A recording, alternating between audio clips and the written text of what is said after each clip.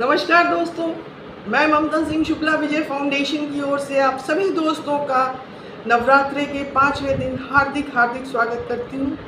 तो दोस्तों, आज हम बात करने जा रहे हैं माता स्कंद माता की।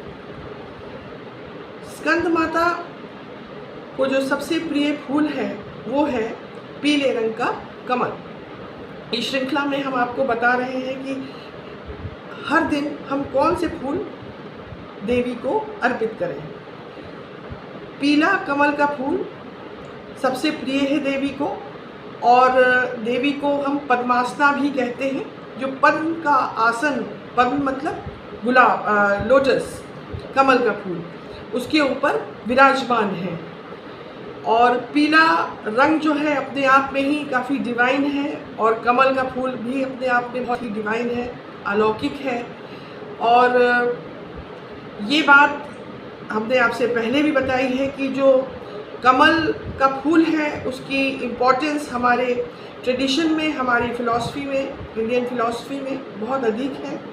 और हमें जो हिंदू आर्किटेक्चर है, चाहे बुद्धिस्ट आर्किटेक्चर है, चाहे इंडो इस्लामिक आर्किटेक्चर है, इन्हें सभी में हमें देखने को कमल का फूल मिलता है। इसके साथ ही जब हम बुद्ध की कोई मूर्ति देखते हैं तो हमने देखा होगा कि कमल का फूल से उनका बहुत लॉन्ग एसोसिएशन है। अशोकन जो पिलर्स हैं उनके भी एसोसिएशन है कमल के फूल से। और इन्वर्टेड लोटस जो है हमें बहुत सारे आर्किटेक्चर में देखने को मिलता है।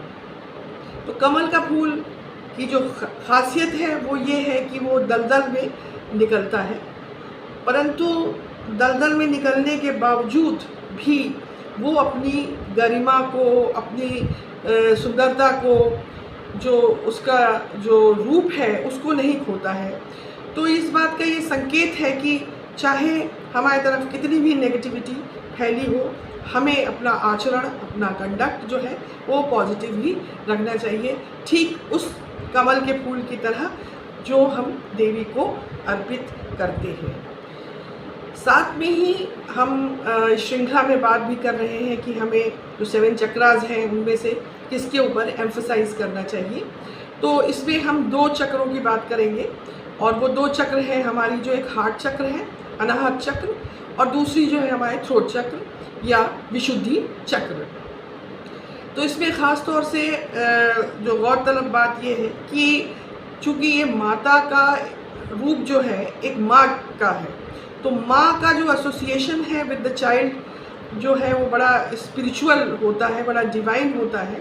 उसमें करुणा होती है, उसमें ममता होती है, वो अलग ही तौर का रिश्ता होता है एक बच्चे का अपनी माँ के प्रति। तो इस रूप में जो स्कंद माता है, हम देखते हैं कि वो स्कंद नामक उनके जो पुत्र हैं, जो गणेश जी के भाई भी हैं और शिव जी और पार्वती के पुत्र हैं, उनको गोद में बिठा रखा है उनकी माँ ने, जिसको हम स्कंद माता कह रहे हैं। और जहाँ तक इसको हम एनालाइज करें तो हम ये पाएंगे कि जो हमारा जो देवी के साथ संबंध है, अगर बालक की तरह है तो हम पूर्ण रूप से समर्पण हो जाते हैं अगर माँ को, तो माँ हमें बगैर ही किसी चीज़ मांगे हुए स्वयं उसे जो लगता है कि हमें अपने बच्चों को देना चाहिए वो हमें देती हैं। हमें हर चीज़ मांगने की आवश्यकता नहीं पड़ेगी। और बालक का जो ये रूप है, ये पूर्ण रूप से हम जब सरेंडर करते हैं भगवान के प्रति, वो ये रूप है। और उसके अलावा इसका एक और जो इंटरप्रिटेशन हो सकता है कि जो माँ है उनको हम कहते हैं mother is the first teacher of the child. तो ये जो बच्चे को जो सारी जो उनके अंदर कलाएं हैं, उनका ज्ञान है, सब माता द्वारा ही फर्स्ट स्टेज में अर्जित किया जाता है, जब तक कि वो स्कूल नहीं जाता है बच्चा। तो हमें अपनी माँ के प्रति जो ये कृतज्ञता है हमेशा प्रकट करनी चाहिए, और हमें अपनी माँ को, अगर उसको हम बहुत ही सरल रूप में कहें, हमें देखभाल करनी चाहिए जब उन्हें आवश्यकता है, और उनका ऋण हम वैसे भी कभी चुका नहीं सकते हैं। तो अब दोस्तों हम बात करते हैं कथा की, और हम रोज़ जो देवी से जुड़ी हुई कथा है उसकी बात कर रहे हैं। तो ये कथा यहाँ पे इस प्रकार है कि जब एक तारकासुर नामक जो असुर था, उससे सारे देवता बहुत ही प्रताड़ित हो रहे थे, तो सारे मिल करके विष्णु भगवान के पास गए कि विष्णु जी हमारी सहायता करिए। तो विष्णु जी ने एक उपाय ढूंढा और नारद को वो उपाय बताया, और जो पहला रूप है देवी का, वहाँ पे नारद जी जाते हैं, जैसा कि हमने आपको बताया है।